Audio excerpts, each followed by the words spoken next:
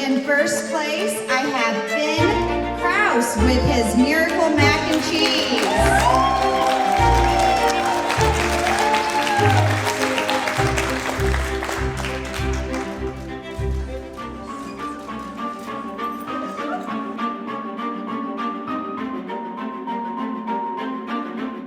My dad actually taught me the recipe because I wanted to do it for the chef's challenge. It was hard, because my recipe takes quite a bit of time because the prep's like an hour, and so it was a bit of a rush.